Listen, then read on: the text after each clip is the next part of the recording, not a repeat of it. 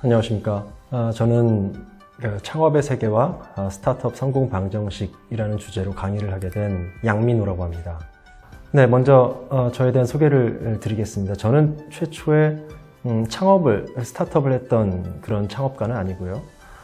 먼저 미래에셋증권에 공채로 2005년도에 입사를 했습니다. 그래서 IB 부문, 그러니까 인베스트먼트 뱅킹이라 그래서 그 안에서는 우리가 생각하는 일반적인 증권사의 업무는 없고요. 그 안에는 기업을 상장시키는 IPO라는 일이죠.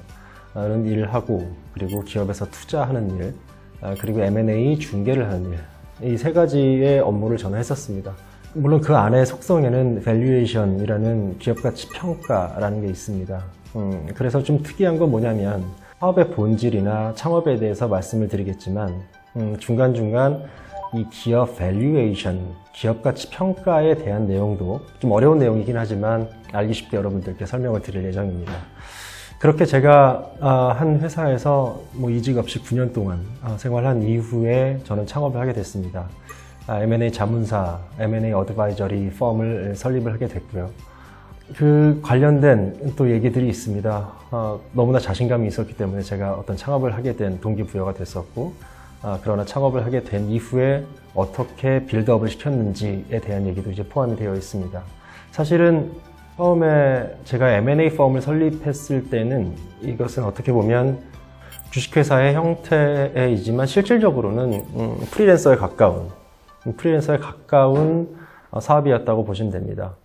그렇게 해서 애초에 계획했던 정도의 종잣돈을 마련했고요. 그 종잣돈을 마련하고 제가 본격적으로 하고 싶었던 플랫폼 비즈니스를 설립했습니다. 그것은 크라우드 소싱이라는 당시에 미국과 호주 또 여러 나라에서 있었던 꽤 유행했었던 그 플랫폼인데요. 그 플랫폼을 벤치마킹해서 한국에 도입을 했고요. 그 도입을 한 그 플랫폼을 3년 정도 개발하고 운영하고 또 마케팅한 이후에 매각했습니다. 결국 전 좀 약간 독특한 경력이죠. 어떻게 보면 그렇죠. 저는 이제 금융인에 가까운데 창업을 했고 처음에는 금융 쪽에 창업을 했지만 실질적으로는 기업 가치를 갖게 된 거는 IT 쪽이었으니까요. 그런 배경을 이해해 주시면 제가 앞으로 풀어나가는 여러분들께 들려드리는 이 이야기를 충분히 잘 이해하실 수 있을 겁니다.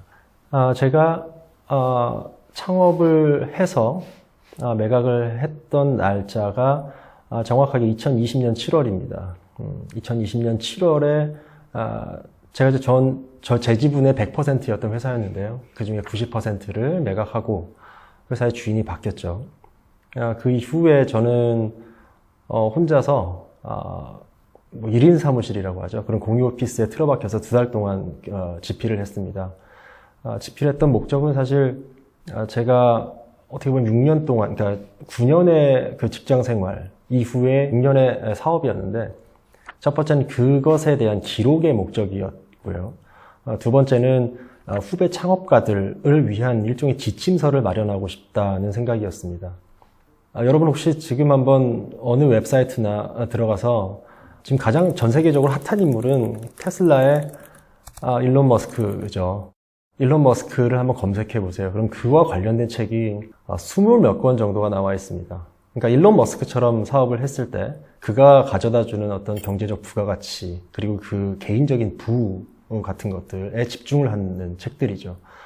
그러나 물론 저도 그랬습니다. 물론 저도 스티브 잡스의 책을 읽으면서 저도 스티브 잡스와 크게 다르지 않다고 생각을 했었던 그 자신감으로 사업을 했으니까요.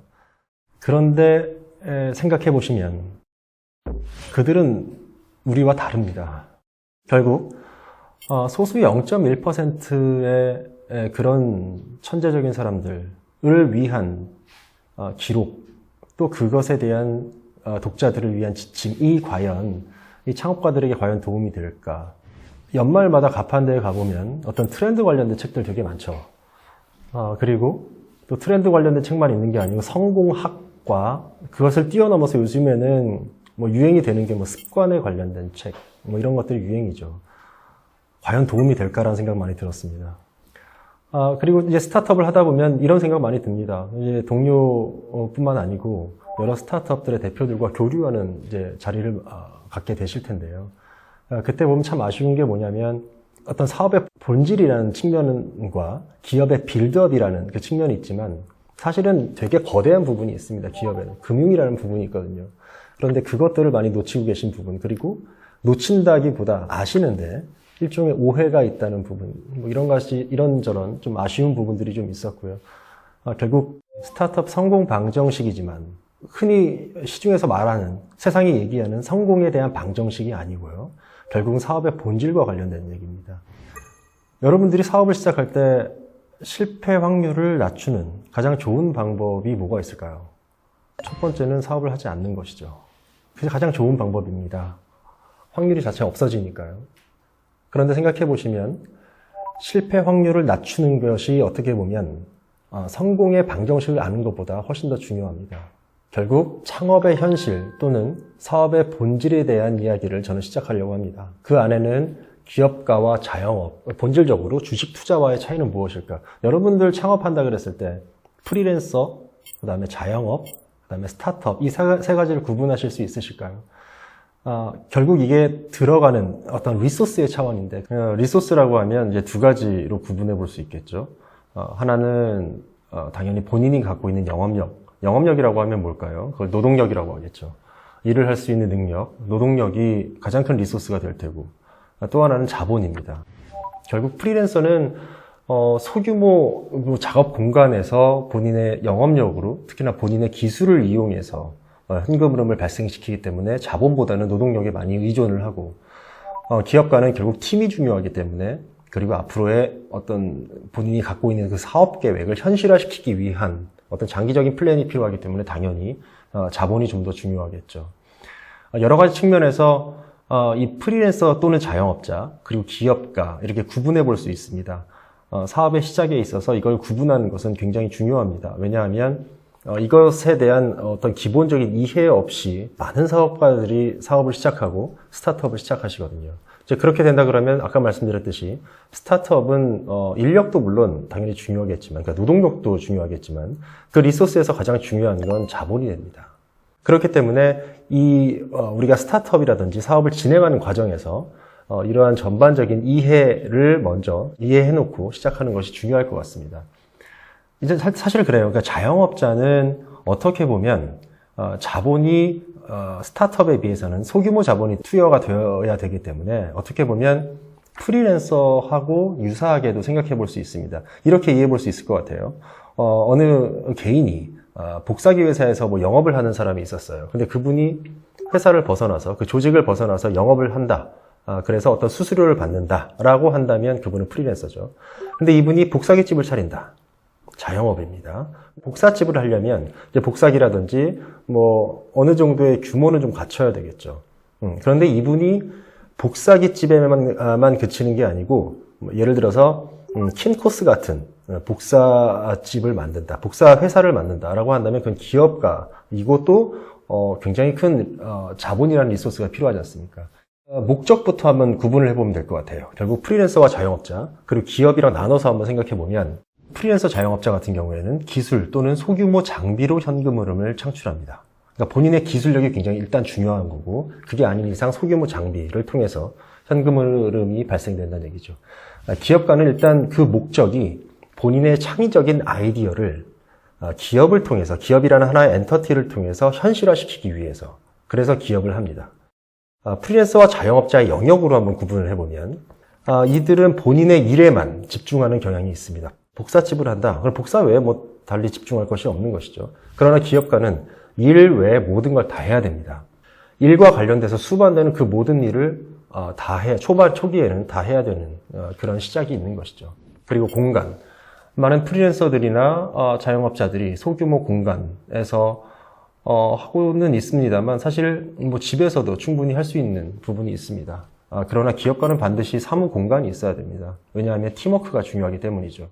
굉장히 중요한 부분인데, 말씀드렸듯이 프리랜서와 자영업자가 그 투여되는 리소스가 본인의 노동력이 굉장히 중요하기 때문에 이 전문성에 대한 보상 또는 소규모 장비에서 창출되는 현금 흐름으로 그것을 본인의 현금 흐름을 이제 보상으로 삼는 경향이 있습니다.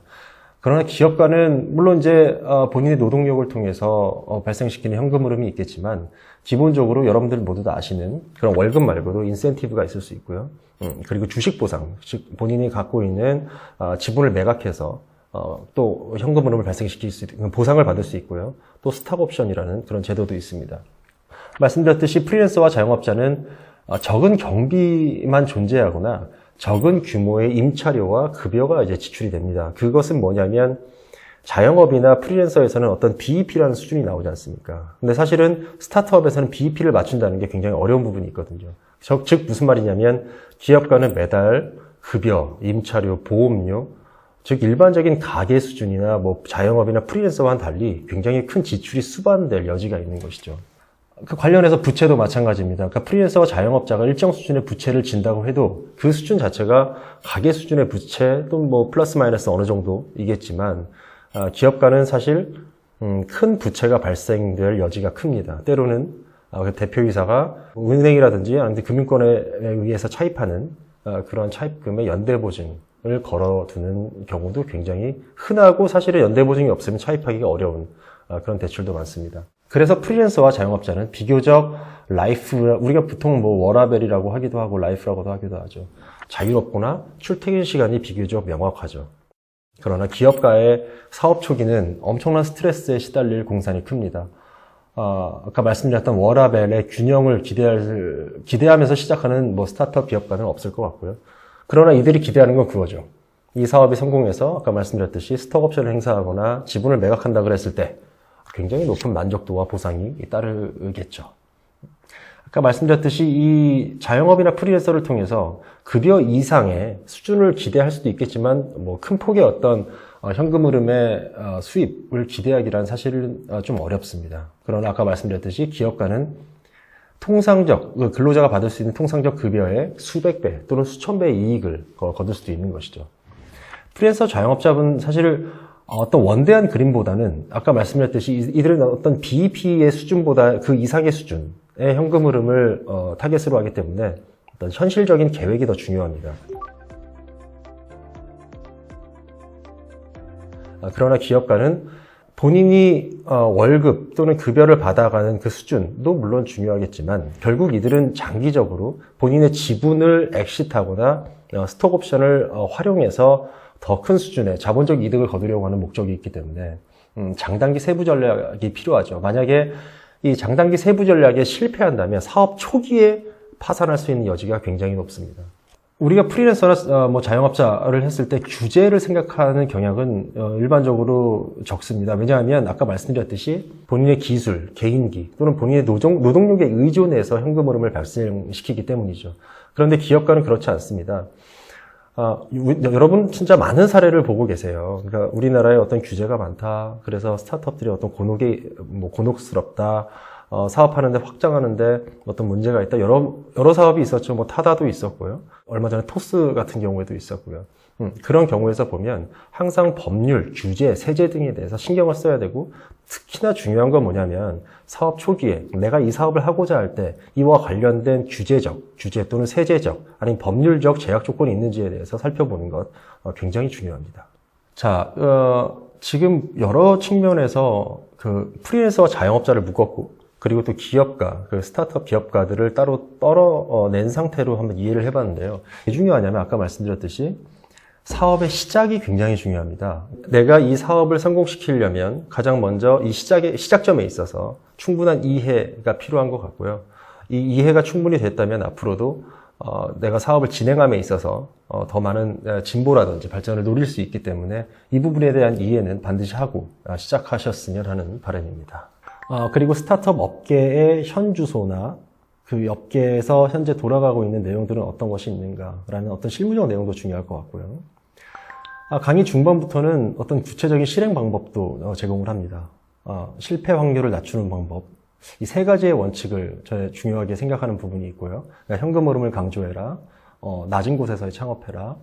뭐 이런 부분들이 있고 또 많은 분들께서 어떤 도전하고 싶은 그런 영역이 있으실 거예요. 근데 이제 저 같은 경우죠. 저가 이제 금융 전문가긴 하지만 어떻게 보면 전혀 몰랐던 플랫폼 비즈니스니까. 그러면 내가 아는 영역에서 사업하는 것이 맞나? 아니면 내가 모르는 영역이긴 하지만 내 꿈을 펼칠 수 있는, 내가 평소에 동경했던 그곳으로 도전하는 것이 맞나? 이런 부분도 고민이 분명히 있을 것 같고요. 많은 부분들, 요새는 또 이런 세상이지 않습니까? 뭐 유튜브가 발전하고 여러 가지 매스미디어들이 창업에 대해서 얘기를 하고 있다 보니까 1인 창업이 가능한 세상이다. 그렇다면 1인 창업이 맞나? 그럼 공동 창업은 과연 1인 창업과 어떤 차이가 있을까? 그리고 또 말씀드렸듯이 이 강의에는 밸류에이션에 대한 내용이 좀 들어갑니다. 그 내용은 아마 많이들 들어보시지 못했을 텐데 2020년도에 주식시장이 한 3월 달에 한 1,400포인트에서 연말에 연초에 3,000포인트를 넘어가는 그런 시장이 있다 보니까 개인들이 굉장히 주식 투자에 관심이 많아지고 주식 투자에 관심이 많아진다는 것은 결국 이 기업 가치 평가라는 것은 이 밸류에이션이라는 것은 결국 주식 가치 평가거든요. 그럼 주식 가치 평가는 어떻게 해야 할까? 이 내용도 여러분께 전달해 드릴 수 있습니다. 이게 사실 밸류에이션이라는 게 어렵기도 하지만 간단한 내용입니다. 아무나 다 알 수 있는 되게 쉬운 내용이고요. 어렵게 생각하실 필요가 없는 그런 내용입니다. 그리고 어렵게 생각하실 수 있는 부분은 케이스 스터디를 통해서 말씀을 드리려고 합니다. 여러분 유니콘이라는 말을 들어보셨나요? 이 유니콘이라는 건 뭐냐면 스타트업에 투자를 받을 때 기업 가치를 매깁니다. 이 기업 가치가 1조 원이 넘어갔을 때 그 회사를 유니콘이라고 합니다. 아시다시피 국내에는 뭐 얼마 전 매각된 뭐 배달의 민족이라는 회사도 있고요. 여러 가지 회사들이 있죠. 그러면 유니콘과 스타트업의 기업 가치 평가는 어떻게 될까라는 내용도 있습니다. 그리고 그러면 기업 가치 평가를 하는 건 누구죠? 시장의 투자자들이거든요. 자, 여러분들이 사업을 한다, 스타트업을 한다고 생각했을 때 그 스타트업에 투자를 하는 투자의 주체는 벤처 캐피탈, 뭐 엔젤 투자자, 엑셀러레이터 이런 사람들도 있겠지만 또 증권사가 될 수 있고 생명보험사가 될 수도 있습니다. 그럼 그들이 여러분들의 스타트업에 투자를 할 때 어떻게 여러분들은 IR 자료를 작성해야 되고 투자 계약에 있어서의 실무적인 내용은 무엇인가 궁금하시지 않으신가요? 자, 결국 이제 이렇습니다. 이 강의를 듣는 누구든 저는 창업하지 않기를 희망한다. 그 얘기가 뭐냐면 여러분 혹시 이런 생각 해보셨나요? 그 영화 기생충 보시면서 이성균이 굉장히 유능한 벤처기업 대표로 나오잖아요. 그리고 이성균의 집은 굉장히 훌륭한 집이잖아요. 그것들이 바로 벤처기업들의 성공한 CEO의 모습이라고 여러분은 알고 계시잖아요. 근데 여러분들은 혹시 실패한 벤처기업가의 모습을 지금 연상하실 수 있으실까요? 어떤 모습이 연상되는지 잘 모르실 겁니다. 왜냐하면 국가나 사회나 언론이나 모든 미디어는 성공한 벤처기업가, 성공한 스타트업 사업가만 부각을 시킵니다. 이유는 당연하죠. 그 스타트업이 성공했을 때 당연히 사회적으로 미치는 부가가치, 즉 국가의 GDP를 올릴 수 있고요. 고용을 창출할 수 있지 않습니까? 더군다나 지금 정부에서 추진하는 모든 사업들이 글로벌 경쟁력을 갖는 그런 업종들이거든요. 예를 들면 뭐 시스템 반도체, 또 AI, 빅데이터, 그리고 뭐 헬스케어, 바이오 쪽. 당연히 국가의 차세대 부가 될 수 있는 거고 대기업의 편중된 경제 구조를 뜯어고칠 수 있는 그런 기회인 것이죠. 다시 돌아와서 그렇다면 성공한 벤처기업, 성공한 스타트업을 여러분은 꿈꾸고 계시지 않습니까? 그러나 그 확률이 굉장히 낮습니다. 그 확률은 5년 정도 창업했을 때 성공할 확률이 29% 정도고요. 10년이 지났을 때 10% 기업도 살아남지 못하고 그 나머지 살아남은 10%조차도 사실은 대부분 좀비 기업입니다. 좀비 기업이란 말은 그 법적인 뭐 회생이나 파산에 가진 않았지만 주식회사의 이름만 있는 상태라고 보시면 되죠. 이제 결국은 이렇습니다. 그럼 많은 분들이 사업에 대해서, 창업에 대해서 여러분께 얘기를 하고, 뭐 CF에서도 뭐 여러 은행들이 뭐 창업 자금을 낸다. 그럼 여러분들은 사업을 해야 될까요? 다시 한번 생각을 해보셔야 되는 거고 실패 확률을 낮춰야 되는 것입니다. 잘못하다가는 연대부중. 그러니까 기업은 끊임없는 파이낸싱, 자금 조달을 해야 되는데 그 자금 조달에 필요한 자금을 조달받을 때 대표자는 연대보증을 쓸 기회도 되게 많거든요. 그럼 연대보증을 썼을 때 사업이 파산한다 그러면 결국 회사의 채무는 그 대표자가 져야 되는 상황이 올 수도 있습니다. 실질적으로 많은 CEO들이 그렇게 채무를 탕감받기도 하는 경우도 있지요. 그러니까 누구든 아까 말씀을 드렸듯이 창업을 시작한다라고 했을 때 굉장히 조심스럽게 그리고 또 철저한 준비를 통해서 사업을 하는 것이 맞고요. 그리고 최대한 시행착오를 낮춰서 그러니까 시행착오를 낮춘다는 말은 초기 자본을 지키고 그리고 인력을 지킨다는 그 두 가지 의미입니다. 그렇게 창업을 하는 게 맞다는 것이죠. 저는 이거 하나는 제가 확신할 수 있습니다. 결국 저는 현금 흐름 원칙주의자입니다. 그러니까 뭐냐면 왜 이렇게 사업하시는 분들 많잖아요. 지금은 비록 현금 흐름이 잘 돌아가지 않고 지금은 비록 내가 투자를 받아야 되는 상황이고 BEP에 맞지 않지만 내가 어느 정도 이 스타트업을 통해서 일정 시간이 경과해서 고객들이 모이고 또 고객들이 모여서 내가 투자를 받고 이런 일련의 과정이 있었을 때 그 이후에 나는 성공할 것이다 라는 거를 저는 부정합니다. 저는 기본적으로 기업이 처음부터 투자를 최대한 받지 않고 현금 흐름을 뽑아내야 된다고 생각을 합니다. 그게 결국 기업 가치를 만든다고 생각합니다. 쉽게 말씀드리면 여러분들 그 기업 가치는 뭘까요? 그 기업 가치라는 건 뒷부분에 제가 설명을 드리겠지만 여러분들이 생각하시는 기업 가치는 왜 우리가 언론에서 그런 거 들어보셨죠? 뭐 어떤 기업이 수백억의 펀딩을 받았다. 그리고 외국에서 뭐 1,000억짜리 펀딩을 받았다. 2,000억짜리 펀딩을 받았다. 투자를 받았다. 그러면 여러분들 뭐 대중들은 환호합니다. 이 스타트업은 정말 성공했구나. 그러나 그 회사의 재무제표를 봤을 때 그 회사는 매출이 없는 경우도 있고요.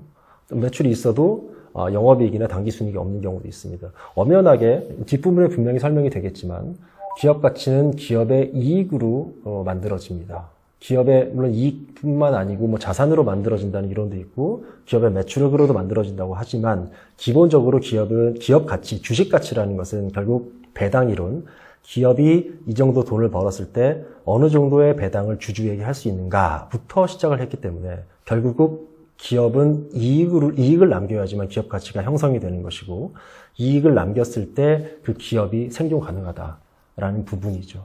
그래서 지금 제가 말씀드리는 게 최근에 스타트업 시장의 어떤 논리와는 좀 다를 거예요. 왜냐하면 너무나 많은 돈이 시장에 풀려 있다고 하거든요. 그리고 심지어 그러한 시장에 돈이 많이 풀려 있기 때문에 나는 창업할 거야 라고 생각하시는 분들도 계시거든요. 그 중에 하나가 6년 전에 저였고요.